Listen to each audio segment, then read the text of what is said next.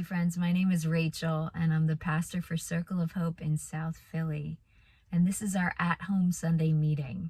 This is an opportunity to gather from wherever you are right now, whether you're in the Philadelphia region or anywhere in the country or anywhere in the world. This is an opportunity to get together around Jesus and keep forming a circle of hope from wherever we are. God is doing something really unique and special among us these days. And not just among us, but I think with seekers of God all over. Jesus keeps gathering his church as we avail ourselves to the invitation and to the mystery. So welcome to our at-home Sunday meeting. I hope that you will sign in and let us know you're here at circleofhope.church. And also, if you are watching this live on YouTube at 5 p.m. on Sunday, you can enable the chat function and actually talk to people throughout the meeting in the chat there on YouTube. And we have an afterhang on Zoom that we think of as the second half of the meeting, because it's an opportunity to actually talk to each other face to face. So you're invited to that too if you're watching this live, and the link, that Zoom link, is going to be in that chat on YouTube, and I hope you can join us there, please, from about 5:45 to 6:15 Eastern Standard Time if you're watching this live on a Sunday. I am just so glad that you're here and that we have this 40 minutes or so together to explore faith in God and to worship and to think and listen and reflect together. There's going to be a lot of good things offered during this time, and it's really an opportunity to kind of feel the friendship of God.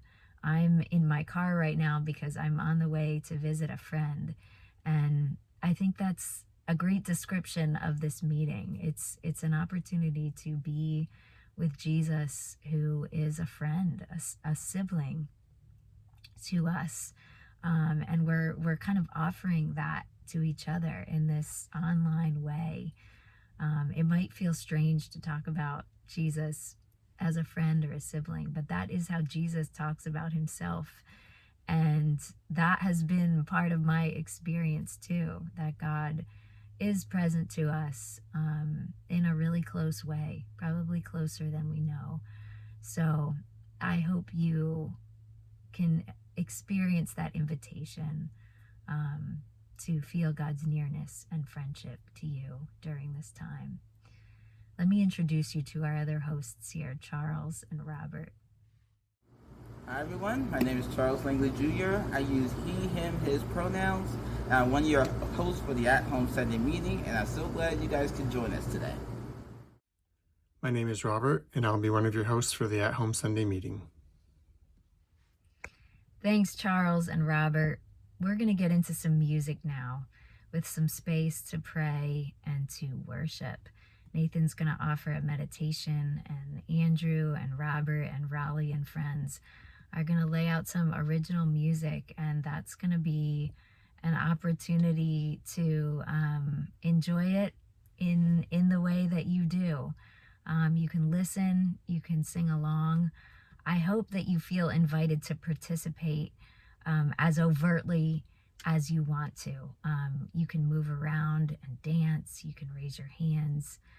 And then our Pastor Ben is going to bring a message on harvesting joy, because we know that there's a lot of negativity out there, and it's easy to get buried by it, even within ourselves.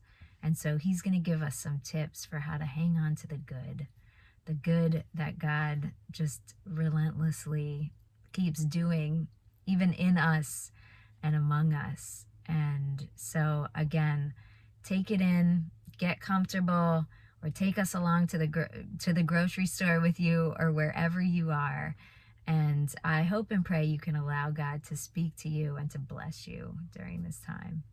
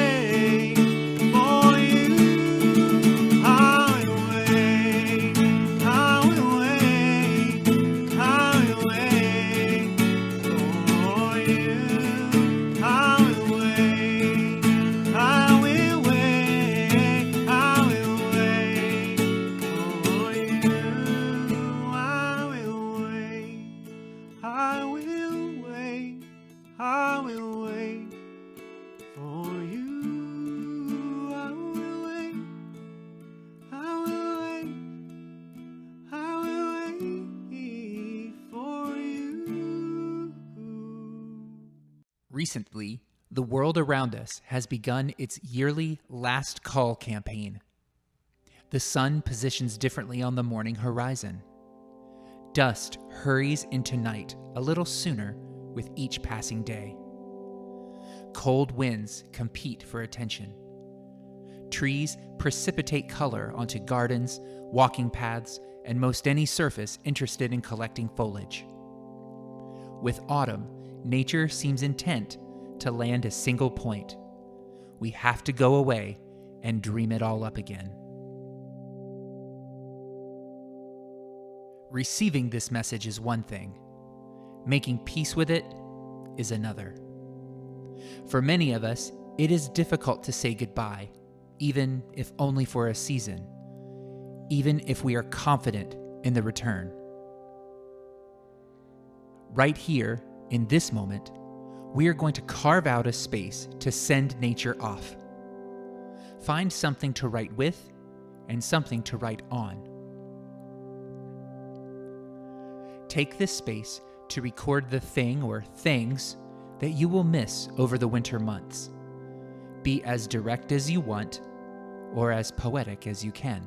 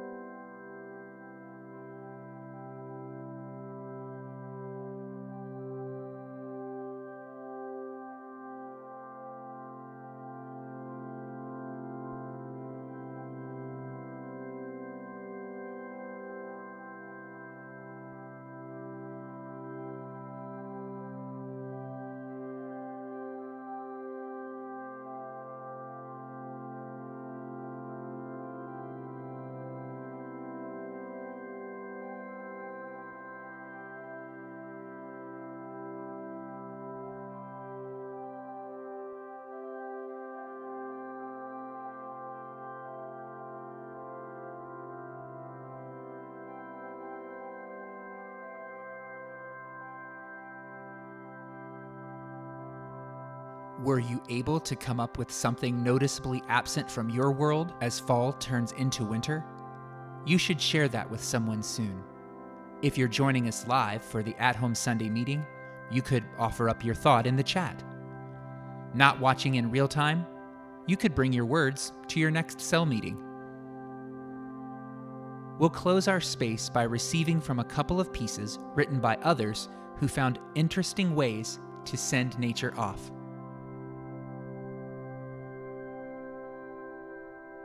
It is time, Lord. Summer was grand. Now lay your shadow on the day and bathe your fields in the wind.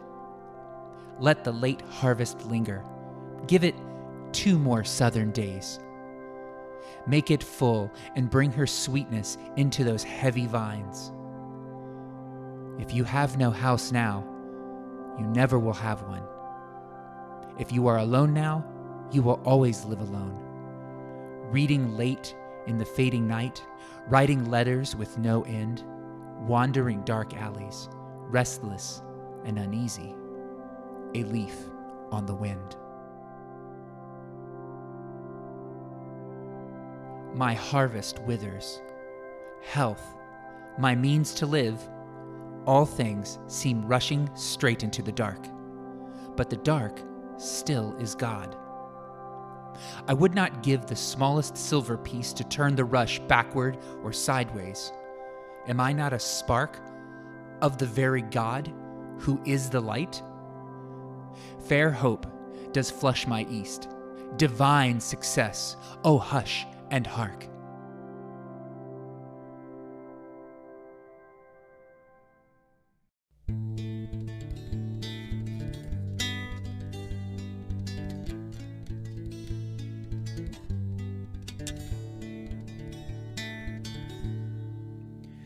Could you write your name on both of my palms, so that everyone I meet can see you also? When I'm woken in the night, you keep me calm, till the sun's arrival signaled by the cock's crow. to grow ripe on the vine and be pressed into a good wine, to grow ripe on the vine and be pressed into a good wine, good wine, good wine, good wine.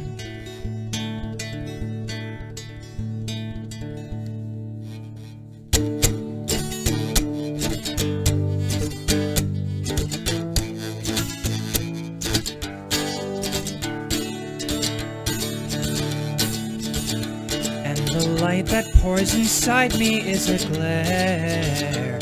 I reflect from all my friends that I have kept close, and I'm thankful for the time I've had to share with the ones that I am lucky to have loved most. To grow ripe on the vine and be pressed into a good wine, to grow ripe on the vine and be pressed into a good wine, good wine, good wine, good wine.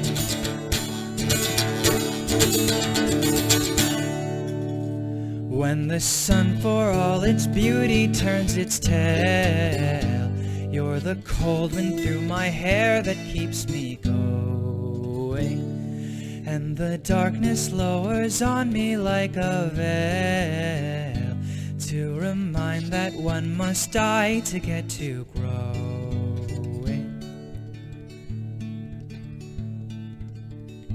to grow ripe on the vine and be pressed into a good wine, to grow ripe on the vine and be pressed into a good wine, good wine, good wine, good wine.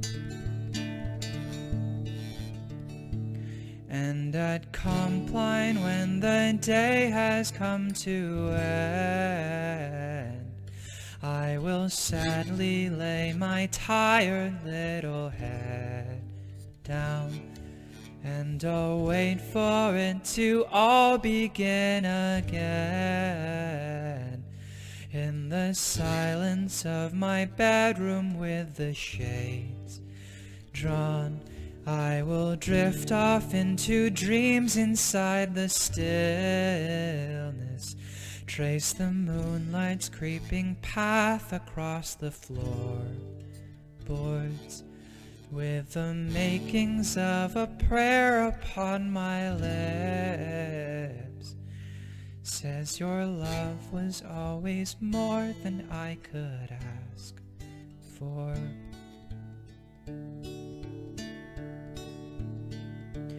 To grow ripe on the vine and be pressed into a good wine, to grow ripe on the vine and be pressed into a good wine, good wine, good wine, good wine. Hello friends, I'm Ben White. I use he, him pronouns, coming to you from South Jersey. I hope that you already know this, but you are fearfully and wonderfully made. There is so much that God is planting in you that is going to spring up, and I can't wait to see some of it. But I think you already know this too. The world is a vampire, and it will suck your energy dry. Do you often feel defeated, deflated, the exact opposite of energetic? I certainly do, and maybe even more so lately. The absolute onslaught of negativity in the world is hard to bear. The giant problems of the world that seem so entrenched, the tiny little things that drive me crazy over and over and over again, the ones I know that I'm overreacting to. I'm getting sucked dry. We need a way to convert that negative energy. And friends, I found a really good one. It's so simple. The guy who came up with it said it's like a melody that you can instantly hum along to. You can learn to harvest joy out of every situation. You can learn from the good, of course, and also from the bad. The idea is called South Star. You can use South Stars in your life to motivate you and energize you. Rob Bell came up with this idea on his podcast back in March, and I've been holding it in my pocket waiting to give it to you because I think it's really great. Now is the time because we need it. We need a way to convert all that overwhelming negativity into positive energy so that it doesn't suck us dry and that we can grow the things in the world that God has given us. So what is a South Star? Okay, let me give you an example. I was in middle school and I went to my friend's youth group. I'd never been to a youth group before. I grew up in Circle of Hope and we didn't have one way back then. And my friend's dad was leading the Bible study part of the meeting. And he asked a question and he called on me and he said, "You're a pastor's kid, you should know the answer to this." And I had no idea. I felt terrible. I felt like I should know. He kind of put that on me. And ever since, I've been kind of reacting to that, maybe in a good way. A lot of it got heaped on me, but I've been leading groups in Circle of Hope and elsewhere, like the one at Rowan College of South Jersey that I just led yesterday, for 20 years. And I use this experience that I had when I was just getting started, when I was a middle schooler, trying to figure out what it meant to follow Jesus, as a South Star, because I want everyone to experience in the groups that I lead a sense of belonging, a sense of hospitality that is overwhelming. I want to overwhelm them with love so that they feel super comfortable. So I try to avoid putting people on the spot like that or making them feel uncomfortable. And of course I do sometimes, but this motivates me. What could just kind of be this kind of kernel of shame in my memory, I use to push me towards making the groups that I lead hospitable. We're all good at North Stars, right? North Star is where you want to go. You follow the North Star. Last week for All Hallows Eve, I learned more about George Washington Carver. He was a famous botanist and inventor, but he also said this: reading about nature is fine, but if a person walks in the woods and listens carefully, he, she, or they can learn more than what is in books, for they speak with the voice of God. I love that. The trees speak with the voice of God. I want to follow that North Star. Take me to the woods and help me to listen. Or expanding the point, take me to the thing itself and not just something about it. Truth is best communicated experientially. We say in Circle of Hope, Jesus is best encountered incarnationally. This is still my North Star, and I love to find another saint that's pointing me towards it. Thank you, George Washington Carver.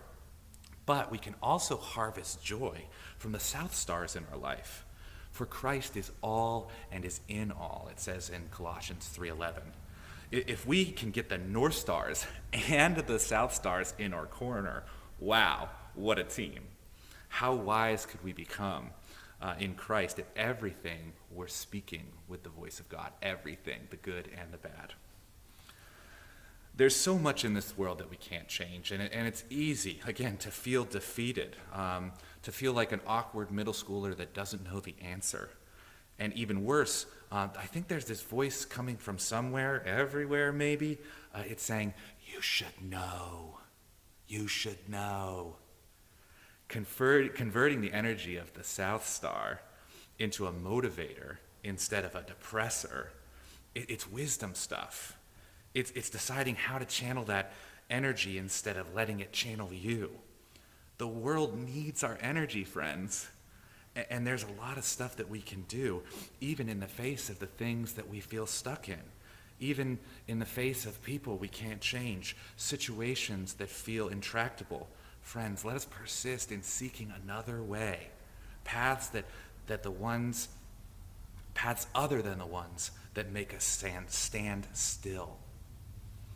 I think this kind of is getting at this cryptic thing that Jesus said one time in Luke 7:35. It would be great to memorize, because it's kind of this idea that can expand, just like the South Star idea. Jesus said in Luke 7:35, "Wisdom is proved right by all her children."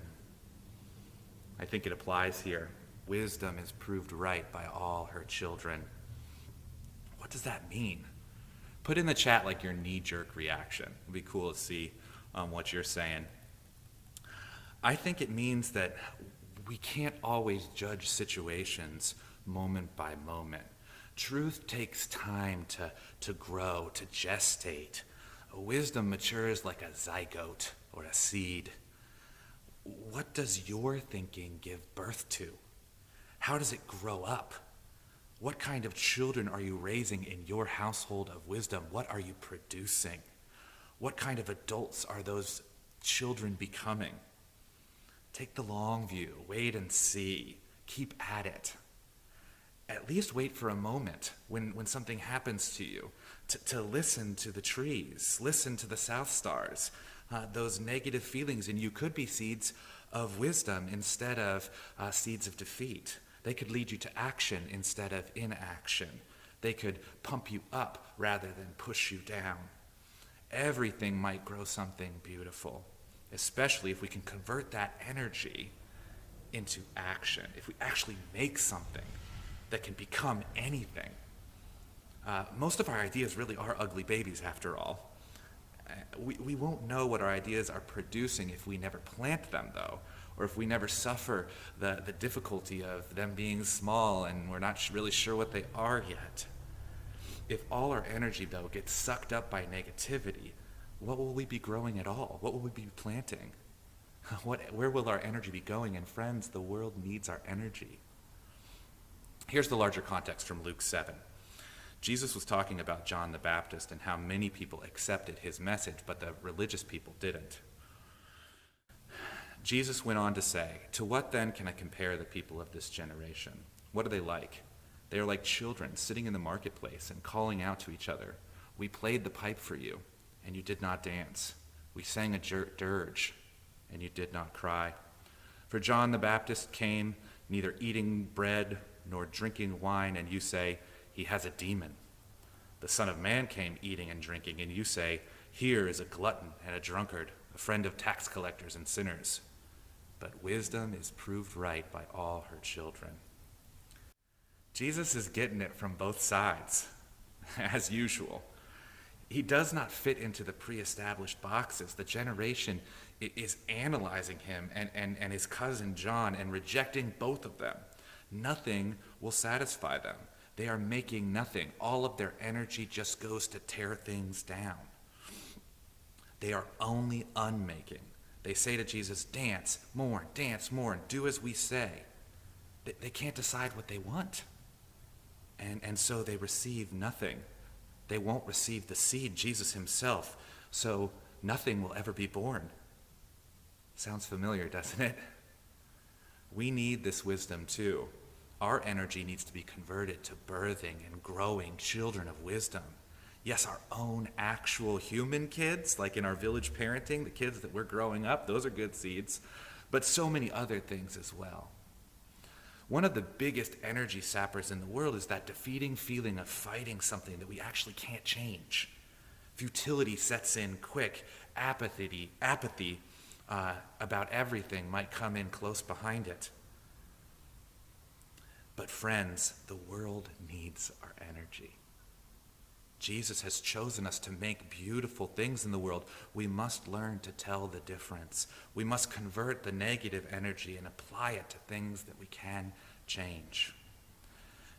Think of something that grosses you out. Someone chewing with their mouth open, an adult throwing a temper tantrum, oversexed TikTok videos. You know that feeling, right? It's disgust, it's repulsion. It's icky, it's yucky, I don't like it. Or maybe you don't feel it so much in your gut. Maybe it's in your head, and you can't stop thinking about what you would say to stop this from happening, or the comeback that you have a million times over and over again. The thoughts just keep ruminating and ruminating. Or maybe it's in your heart, and it makes you sad. Maybe it's more of like a discordant confusion. It gives you angina even. Gut, heart, or head, you know the feeling when you're reacting to something that you don't like. And it might feel like you can't change it. And if you're in that situation, and if you're like me, all that's usually just kind of lands back on top of you and flattens you out. I'm all worked up about something, and it usually sucks the energy right out of me, and I can't do anything else but be stuck in it. What if we could convert that energy? South Stars, y'all. How do you convert what might depress you into what can motivate you? I hope just that this idea might be enough. Thanks, Rob Bell. That there is wisdom in more than just the North Star. More than following what attracts you, you can also move away from what repels you. Pause long enough to know what it is that is happening. Like with the mouth open thing, that's like just a really, chewing with the mouth open, that's a really kind of silly example, but it helps you understand. Like you see someone chewing with their mouth open, and it helps you remember to chew with your mouth closed and be polite in that way. You know, that's a very tiny example. But the more specific you can get with the more amorphous stuff, the better. What repels you specifically? And then when you get there, down to what's the exact thing, you can ask why. Why is this bothering me? And there could be lots of good reasons. This isn't a way to dismiss this. When you say, oh, why is this bothering me? I wish it wasn't. No, it is. Let it impact you. Let it imprint upon you. But then convert the energy and decide what you're going to do about it. Let it impact you long enough so that you can get down to the real feeling and move out from that. How is this person who irks me my teacher? How is this situation that is impossible a gift from God? Where is the wisdom in this moment? Because Christ is all and is in all. Wisdom is proved right by her children. There's something that can be growing in this. And then ask, what should I do? What can I make from this? What is God calling me to instead of being stuck, or instead of just reacting to that? Plant that wisdom in the womb of your life and see what grows. Hear that? Plant the wisdom of the South Star in the womb of your life and see what grows. See what wisdom births in you. Let's pray, and then after Rachel gives us some vision about our 24/7 life and blesses us, we'll talk on a Zoom after hang. Please stick around. Holy Spirit, brighten up the spots that we need to see, those stars north and south that tell us something that is from you. Help us listen to the trees and help us persist in planting and caring and growing for the wisdom that you're giving us. We ask in Jesus' name, amen. Thank you so much, Ben. Those are words to keep chewing on. As we get ready to head on to the after hang here, I want to invite you to come to that again. It's on Zoom, and the link is in the chat on YouTube if you're watching this live.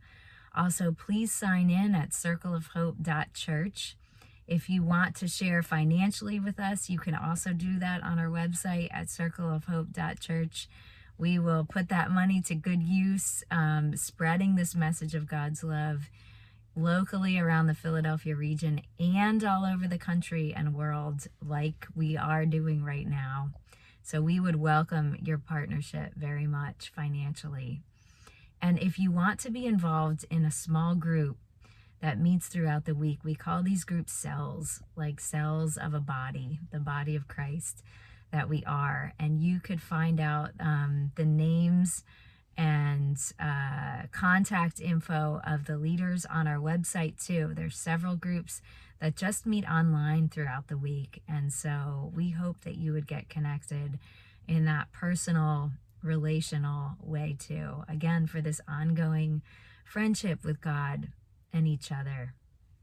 I want to leave you with the words to one of the songs that we heard, the one that Andrew sang by James Porter, because I think it's a sweet way to hang on to the love of God. He wrote, "When the sun for all its beauty turns its tail, you're the cold wind through my hair that keeps me going. And the darkness lowers on me like a veil to remind that one must die to get to growing. And at Compline, when the day has come to end, I will sadly lay my tired little head down, and I will wait for it to all begin again in the silence of my bedroom with the shades drawn. I will drift off into dreams inside the stillness, trace the moonlight's creeping path across the floorboards with the makings of a prayer upon my lips. It says, your love was always more than I could ask for." You have God's love. It is more than we could ask for, and yet we have it. So I hope and pray that you can receive it and enjoy it and share it this week. God bless you.